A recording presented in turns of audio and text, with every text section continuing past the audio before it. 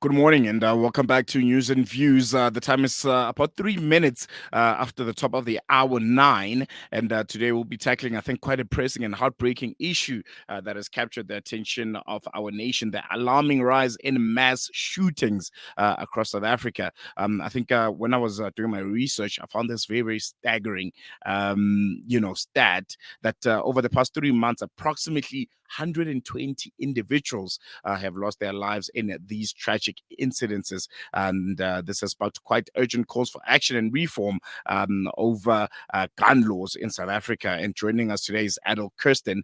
She's the director of Gun Free South Africa, a dedicated non-government organization committed to reducing gun violence in our country. Adele, thank you so much for joining us. Really appreciate you giving us your time, and hope we'll be having quite a really interesting and educational conversation.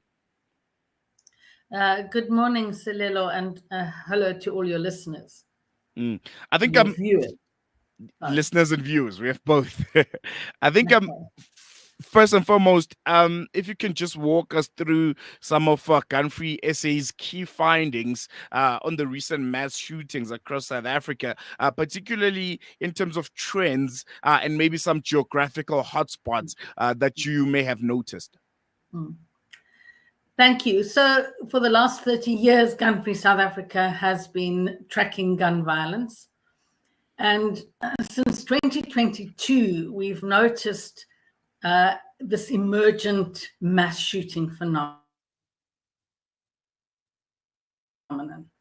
But the scale and the extent and the frequency is very new. So the first kind of incident or mass shooting was in 2022 at a tavern in Soweto, where over 30 people were shot, 16 of whom were killed. And then that was followed up in the same week with a mass shooting in KZN.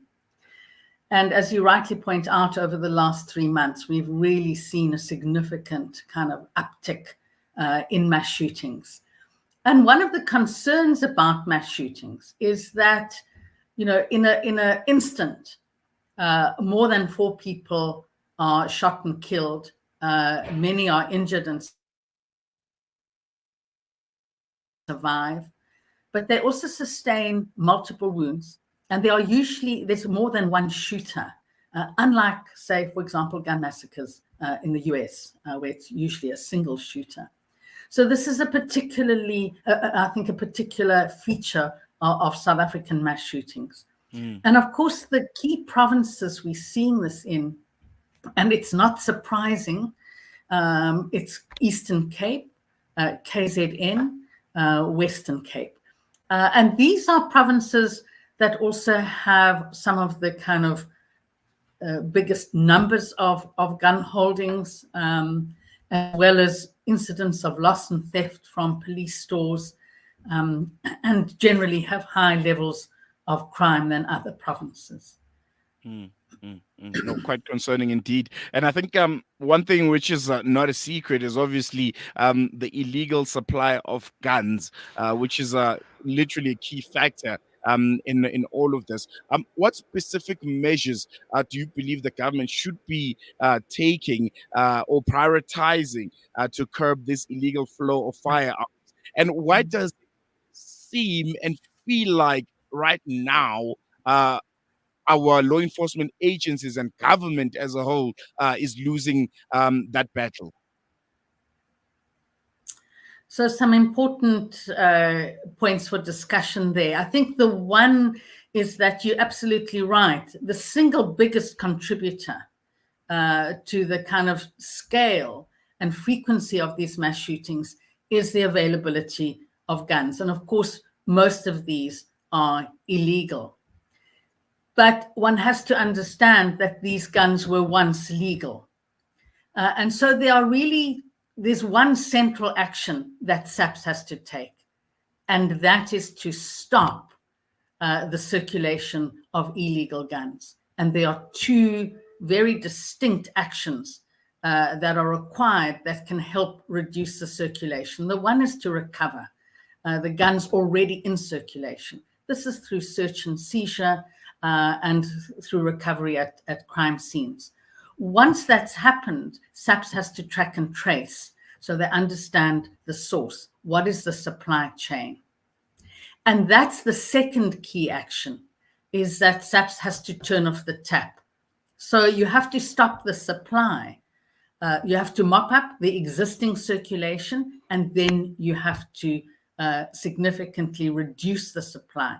And the supply is from legal stocks, and it's from both civilian hands, so that's individuals, the private security industry, and it's from the state. So it's out of SAPS 13 stores, it's through fraud and corruption with police officers, it's out of state armories. This includes the Defense Force. So those are the two key actions. So you have to recover the current guns that are in circulation, and then you have to significantly reduce and stop the supply. Let's touch a bit around legislation. Has Gun-Free South Africa seen, any kind of progress from recent legislative change when it comes to gun control policies, or are there areas where you feel maybe the law still lack the strength to make, I don't know, a tangible impact, if I can put it that way? So I think there are two parts to that question. The one is, the current act is a good piece of legislation. It meets many of the global standards, but it's not being enforced properly. So I guess to give you two examples, one is our law allows for a maximum sentencing of 15 years imprisonment for the possession of illegal guns.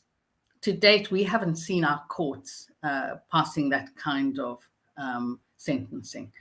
The second is the removal of guns in a domestic violence situation.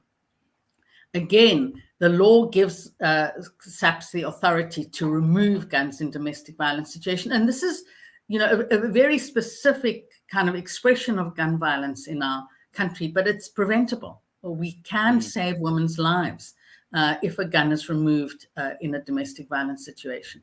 And then, of course, the big thing is fixing the Central Firearms Registry, which is our central record-keeping system.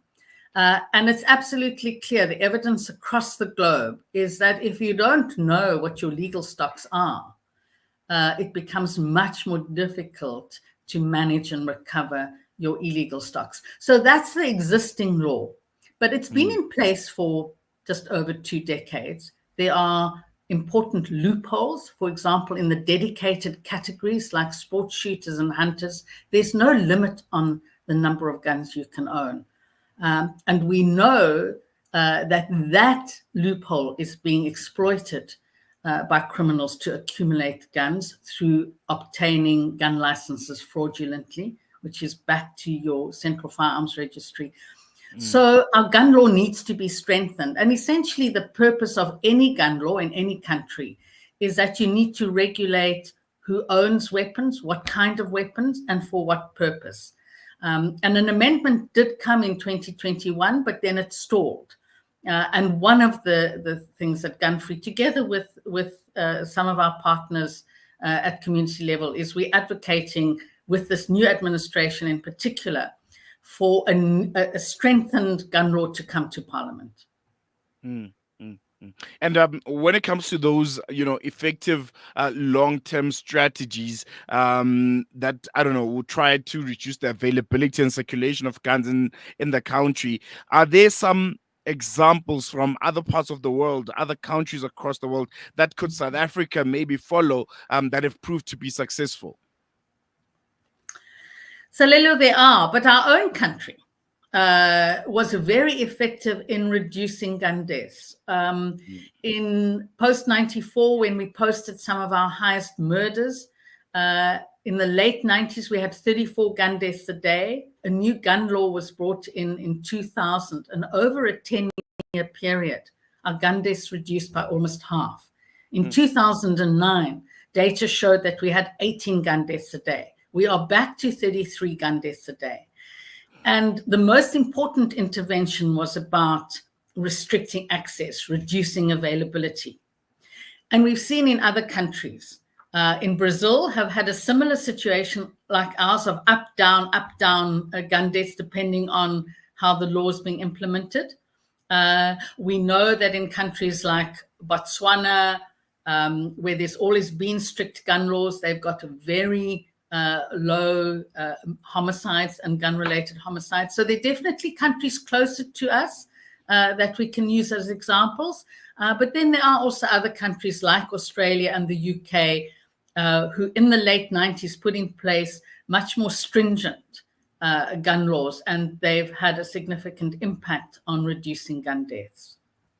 No, definitely. I think we're going to leave it on that note, Adele. Thank you so much for giving us the time. Really, really appreciate it. And quite interesting, to hear your thoughts on this. I think quite concerning, stats that are coming out, and I think the difficulties that our law enforcement is facing when it comes to dealing with mass shootings and the influx of illegal guns in the country. So, really, really appreciate you giving us the time to discuss this issue. Thanks, Salelo, and goodbye.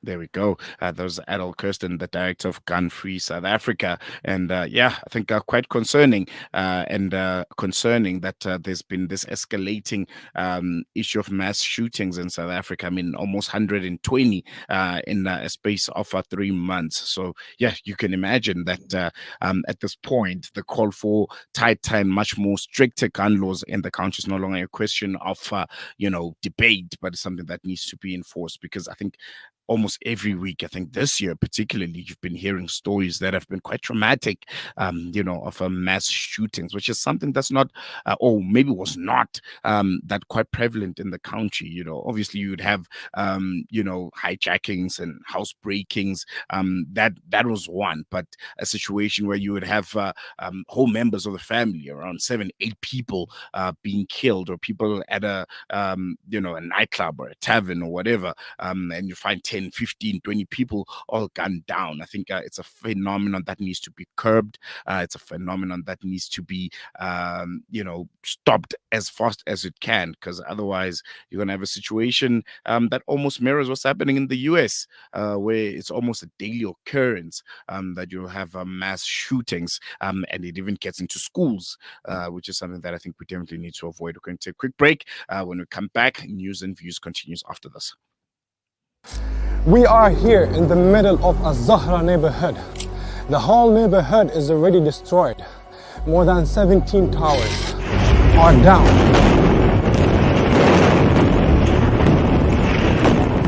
Here, as you can see, the firefighters trying their best to help. The people are still under the rubble. A lot of the people.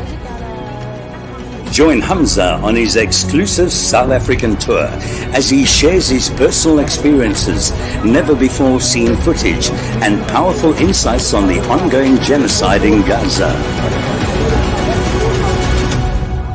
This is more than just a talk. It's an invitation to witness Gaza through the lens of Hamza Sha'alan. Don't miss this opportunity to meet the photojournalist who brought Gaza's pain and perseverance to the world in its darkest moments.